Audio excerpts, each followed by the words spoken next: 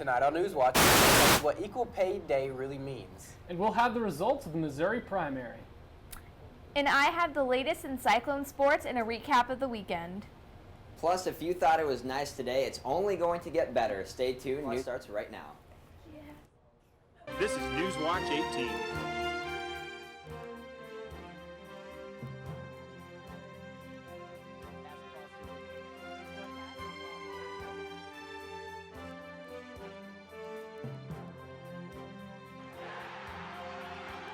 Newswatch 18 starts now.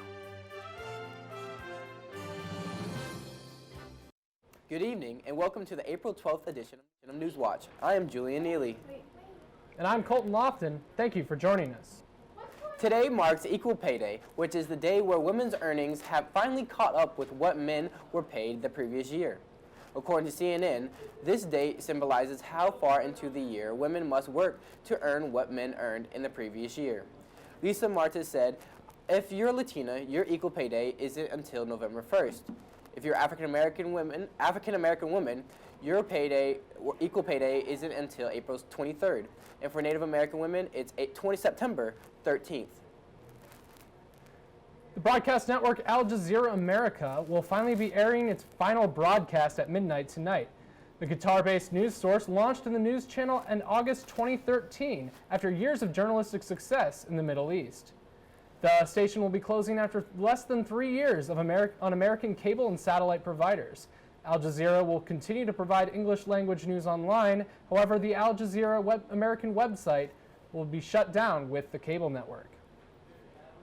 It has been 2 years since 200 schoolgirls from Nigeria were abducted.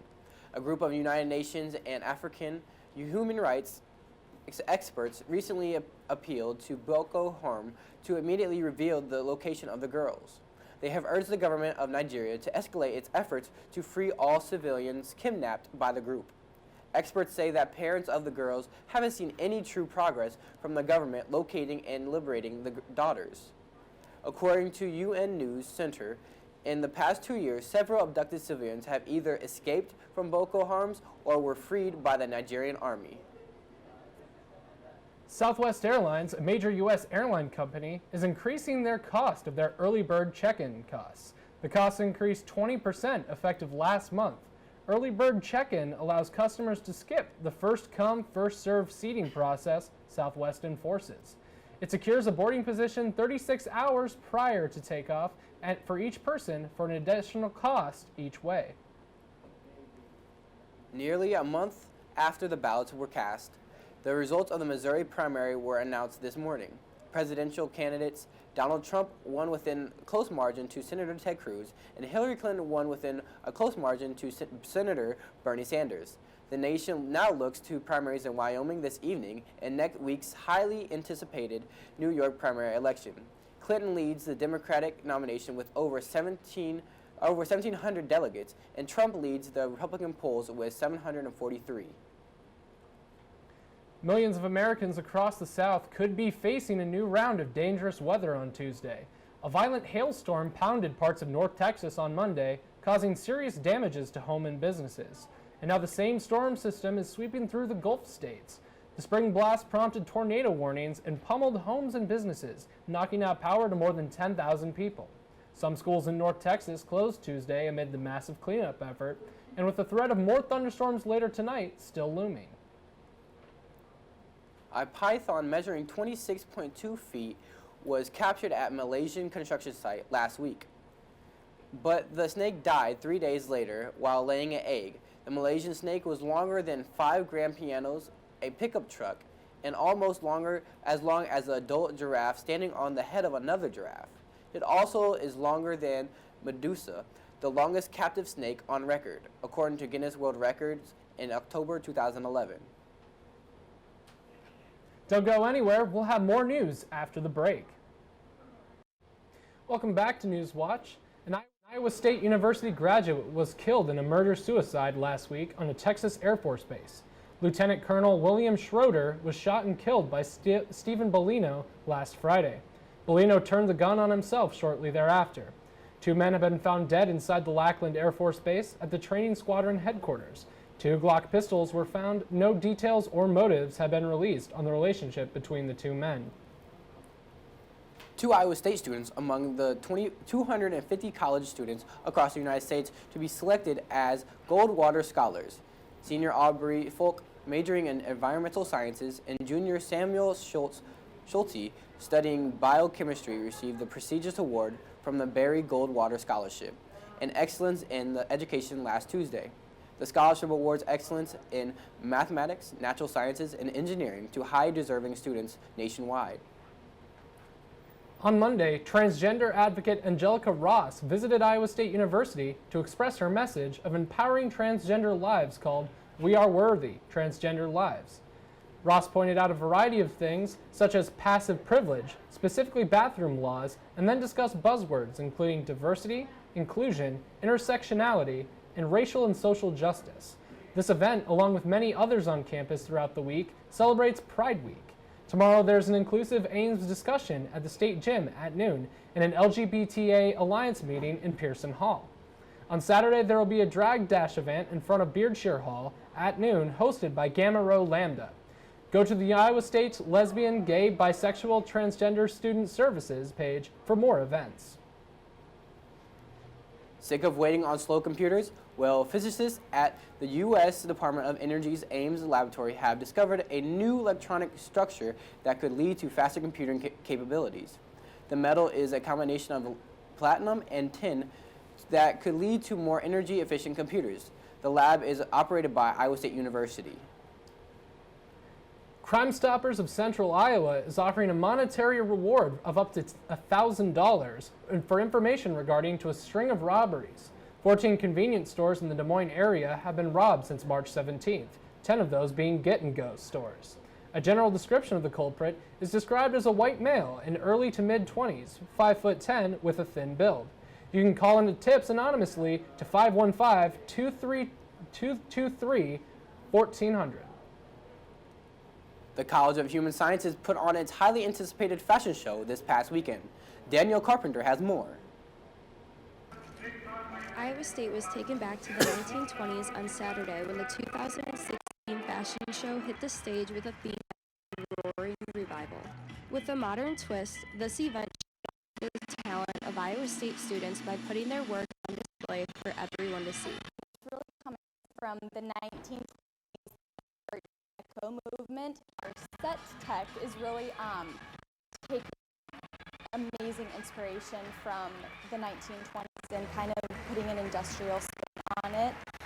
So there's going to be lots of, gold and fun colors and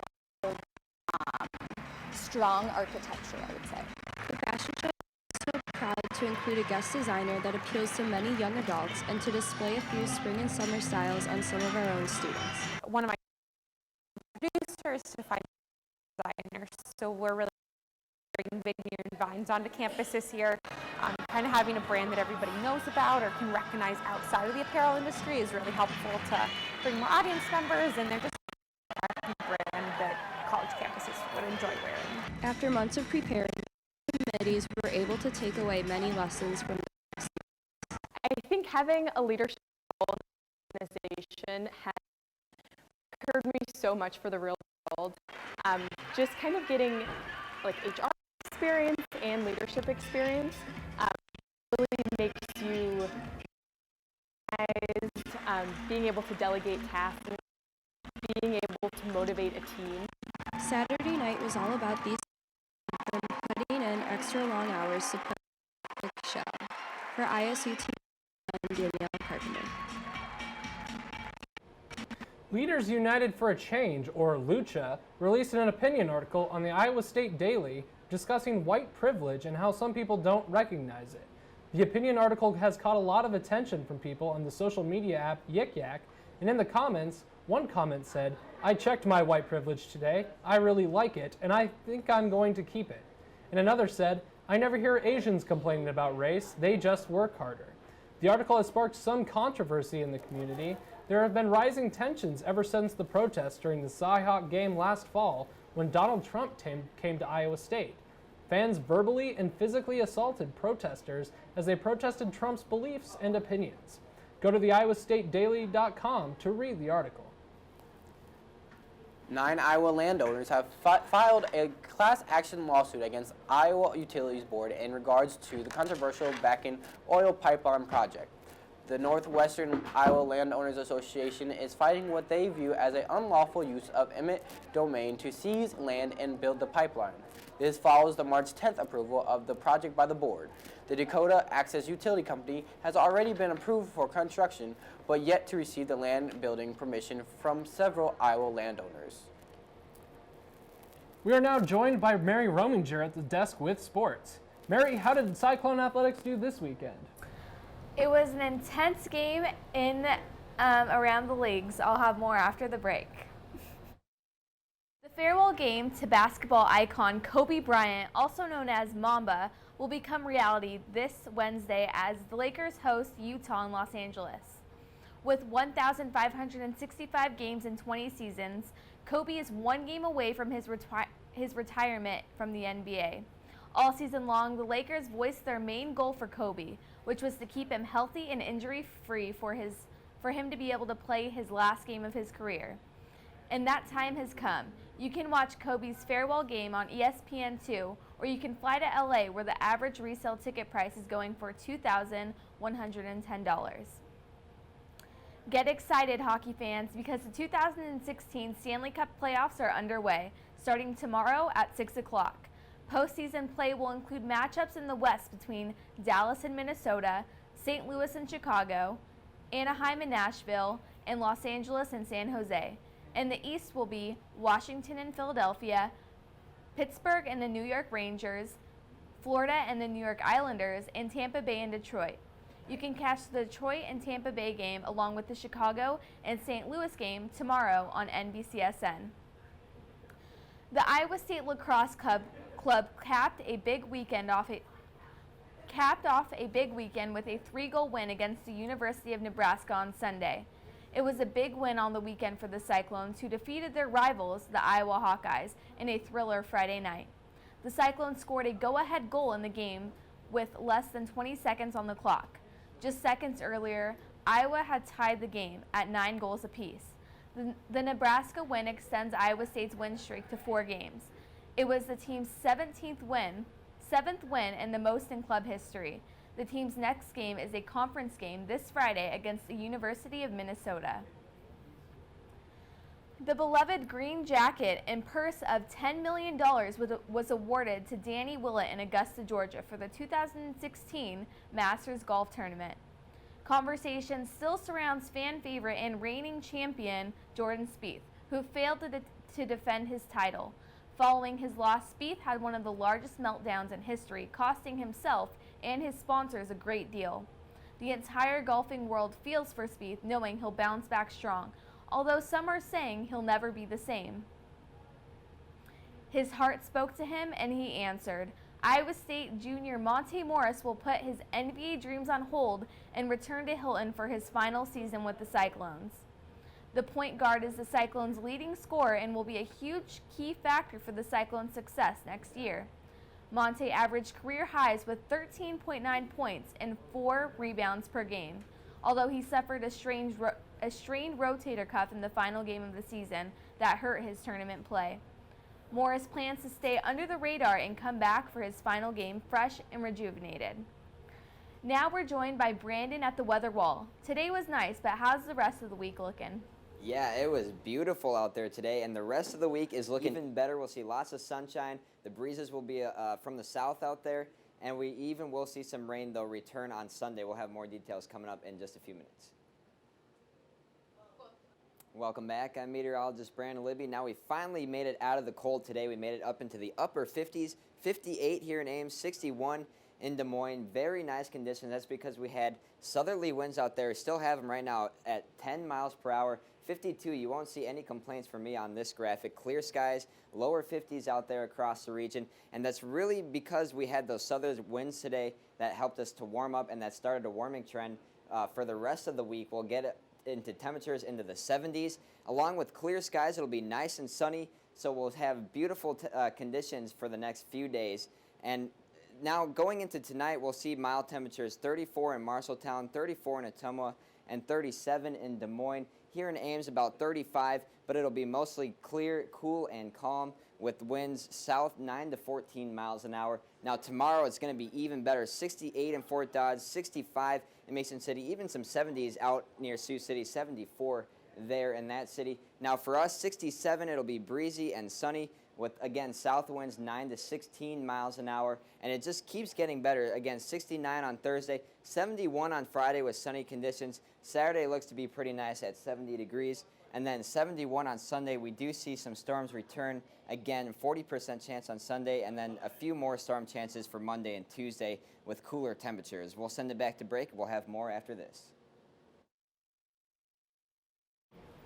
Adele had the world's best-selling album last year, a global smash that helped music revenues record their first significant growth since the dawn of digital age 2 decades ago. Figuring released Tuesday by the International Federation of Phonographic Industry showed that the Burst singer's chart-topping 25 sold 17.4 million copies, 5 times more than the runner-up Ed Sheeran and Taylor Swift, whose albums X and 1989 both sold 3.5 million copies. If you've been struggling to keep your New Year's resolution, keep in mind, weight loss is so easy, a dog could do it. A 7-year-old obese dachshund began his weight loss journey 8 months ago after tipping the scales at a whopping 38 pounds. Appropriately named Fat Vincent, the overweight pup was suffering from depression and weight-related health issues. An animal rescue group in Houston, Texas, called the Canine Angels, decided to help Fat Vincent to drop some of the prefix and some pounds. Canine Angels developed a weight loss regimen that consisted of diet dog food and water aerobics. Weighing 17 pounds, he now has lost half of his body weight. Fat Vincent is not so fat anymore. The actor and musician Jesse McCartney will be on the campus Thursday in the Great Hall to host the Student Union Board Cyclone Voice Finals. McCartney will introduce the show and its finalists and will even be performing a short set during the judges' deliberation. Doors open Thursday night at 7:30 for its 8 o'clock show. The event is free and open to the public.